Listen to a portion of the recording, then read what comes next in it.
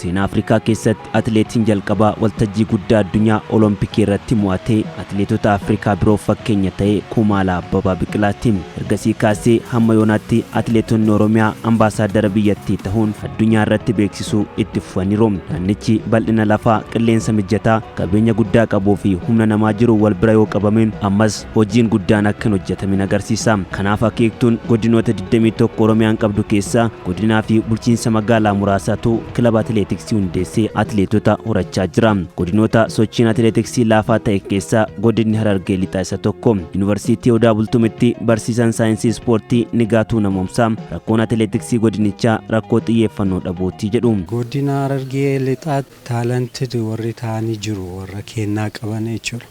Garuu maalinni vaaliyuutti kennamaa hin jiru.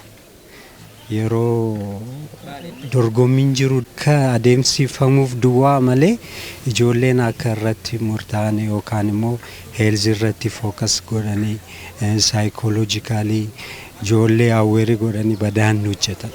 Lammaffaa immoo maalinni piroofeeshinaalonni sappoortiin godhamu. Magaalaa guddoo Harargee lixaa istaadiyeemii Cirootti namoota dhuunfaan yoo fiigan argine dubbisnirra. Bakki leenjii dhabamuun rakkoo ta'uu dubbatu. Ahmad Muhammad Jaama jiraataa magaalaa Cirooti atileetiksii irratti akka godina keenyatti ni hafa.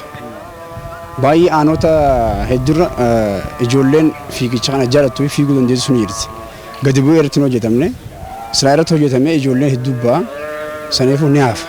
Gadi bu'anii silaa aanota irratti bakka hedduu irratti amma fakkeenyaaf masalaa ancaar bakka hedduu gabbuun silaa ispoortii kana ijoollee baasanii ijoollee hedduu ba'aa jiru. Saniifuu waan kana irratti hojjetamne. Inspektar Bayyanaa Raggaasaan jedhama. Poolisii Komishinii keessatti maaraatoonii dhakaachaa kan ture. Jidduudhaanis deemee dorgommii adda addaa dorgomaa ture. Xiyyeeffannaa akka godinaatti wanti godhame tokko hin jiru. Akka atileetiksiitti leenjii isaanii seeraan qophaa'ee fi dargaggoonni ittiin leenji'an tokko hin jiru. Biiroo dargaggoo fi ispoortii Oromiyaatti Daayirektarri Faasilitii fi bakka oolmaa ispoortii Obbo Geetaachoo Gurmuu ispoortii kamuuf bakka leenjii ijaaruu fi irratti hojjechuuf bakka kennaa qabu jedhamu irratti xiyyeeffatamaa jedhu.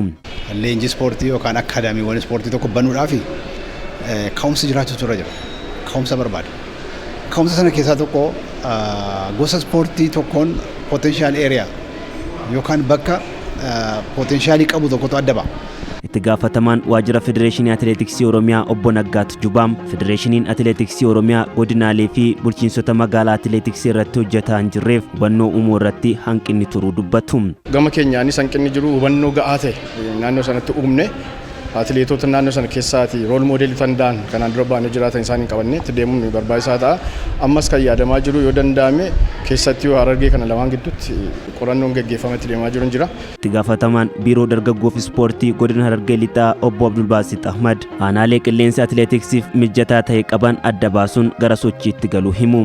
Iddoowwan keessattuu naannoo baddaadhaan wal qabatee yaa'u magaalaa godinni keenya gammoojjii badda darii baallata iddoo baddaatti iddoo qilleensi mijataan jirutti waan kana jajjabeessinee keessattuu amma Doobbaa irratti, Xuulloo irratti, Shanan Dhuugoo irratti, Gammachiisa irratti, Hawroo irratti bifa wal fakkaataadhaan iddoo mijataa kanarratti jajjabeessinee waan kana keessa akka seenamu. Shaampiyoona atileetiksii addunyaa 18ffaa Itiyoophiyaan addunyaa irraa lammaffaa Afrikaa irraa tokkoffaan xumurte irratti seenaa Itoophiyaa keessatti yeroo jalqabaatiif fageenya gufachiisaa meetira 3000 atileetii meedaaliyaa meetii fiddee Warqoo Geetaachoo dhalattuu Harargee lixaa magaalaa Galamsootti. Bulchaa itti aanaan godina Harargee lixaa Obbo Tashoomaa Kabbadaa atileet Warqoo Geetaachoo godina isaanii keessaa bahuun Harargeen atileetii baasuu akka dandeessu akeektuudha jedhaniin. Agarsiistuun yoo irratti hojjetame bu'aan dhufuu danda'a. Kan agarsiisu shaampiyoona atileetiksii 18ffaa biyya Ameerikaa irratti gaggeeffame irratti Warqoo Geetaachoo kan jedhamtu dhalattoosii isheen nama jalqabaate jechuudha. Kanaan dura Harargee baara namni tokko turee jira. Harargee lixaa keessa namni sadarkaa irratti hirmaatee hin jiru. Isheen agarsiistudha jechuudha.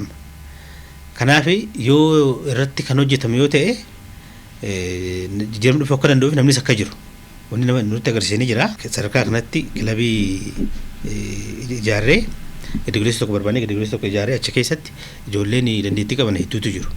Carraa argame kanatti kana qabannee gara fuulduratti xiyyeeffannoo irratti ni hojjenna. Obbo Geetaachoo Gurmuu godina Harargee lixaatti kana duras giddugala leenjii atileetiksii hundeessuuf yaaliin akka ture kaasaniiru. Harargee lixaa keessatti na yaadadha. Giddugala leenjii banuudhaaf godinaa wajjin wal bulchaa turaniti. Godinni achi maal qopheessaa yoo bakka qabaate bakka qopheessa. Garuu akka muuxannootti wanti amma itti deemaa jirru kan booree sana jechuudha.